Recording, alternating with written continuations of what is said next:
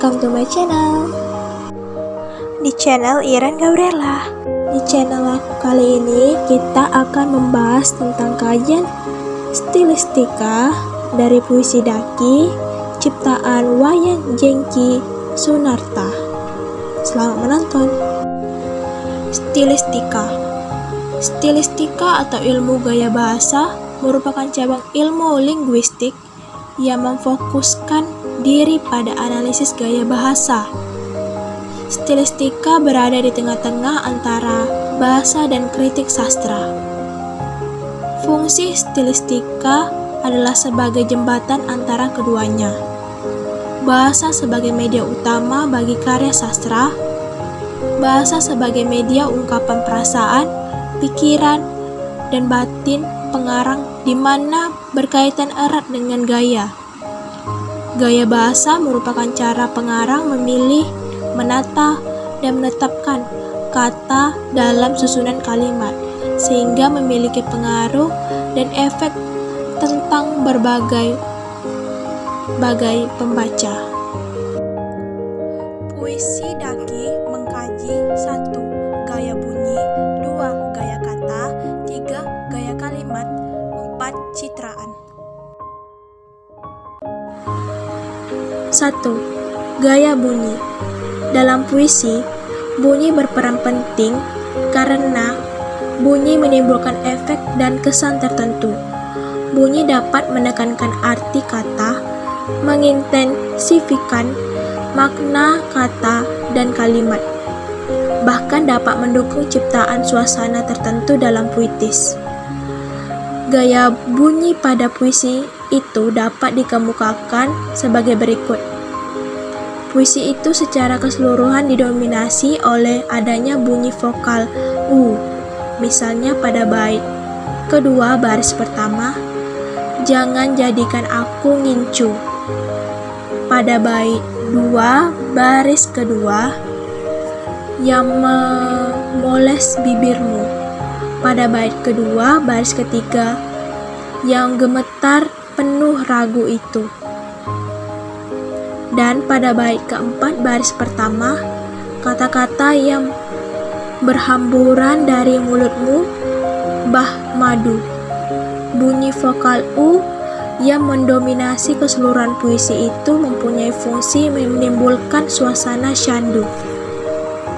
Yang kedua, gaya kata, diksi.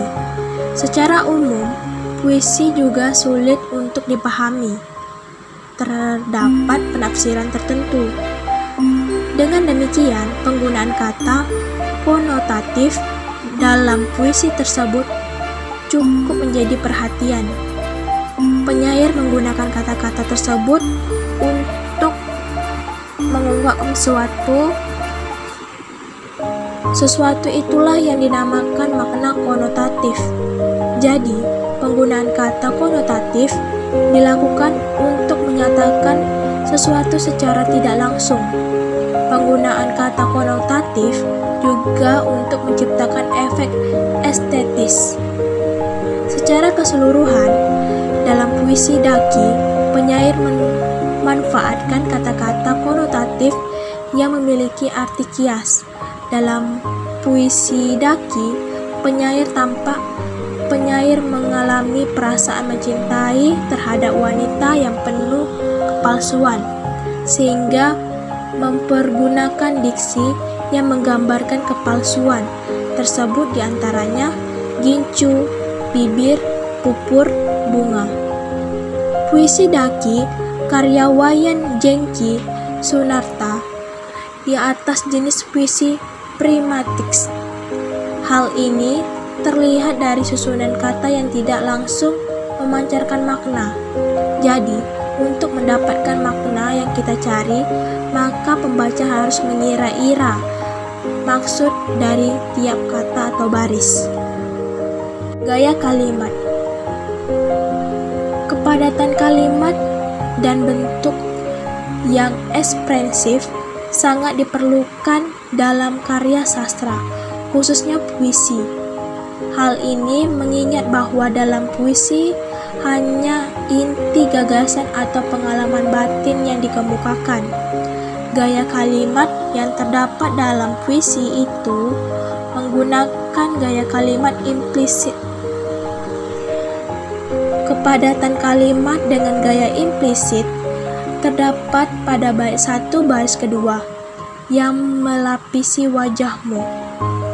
Pada baris kedua bait 1 terdapat kata yang diimplisitkan, yakni kata akan, yang akan melapisi wajahmu.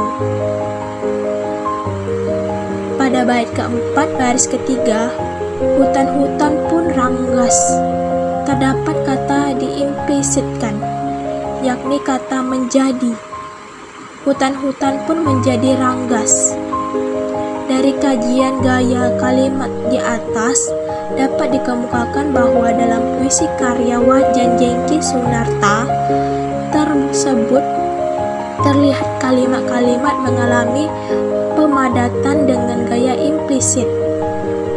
Pemadatan kalimat dengan gaya implisit itu tidak mengganggu hubungan antar kalimat, melainkan justru menambah efektivitas kalimat yang menimbulkan efek makna khusus sekaligus mampu mencapai efek estetis.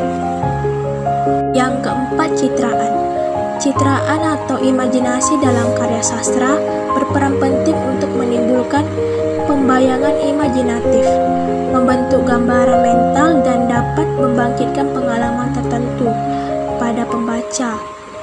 Dalam puisi Daki, penyair memanfaatkan citraan untuk menghidupkan imajinasi pembaca melalui ungkapan yang tidak langsung. Disinilah citraan dalam karya sastra berfungsi menghidupkan imaji-imaji yang ada dalam pikiran pembaca. Penyair membuat pembaca agar membayangkan dirinya sedang mengagumi sosok wanita yang penuh kepalsuan. Penyair ingin menjadi Daki bagi wanitanya. Daki bagi penyair dianggap merupakan bagian dari paling jujur yang ada di diri wanitanya. Imaji penglihatan terdapat pada kata segala jejak langkahmu membawa silam menjauh. Kata silam membuat pembaca melihat cahaya gelap menjauh seiring dengan jejak langkah. Dalam puisi Daki, di dalamnya penyair memanfaatkan citraan untuk menghidupkan imaji pembaca melalui ungkapan yang tidak langsung. Pada bait keempat, penyair memanfaatkan citraan visual dengan memanfaatkan bahasa kias berupa majas, metafora, dan melukiskan sosok wanita yang mengeluarkan kata-kata manis tetapi menyakitkan.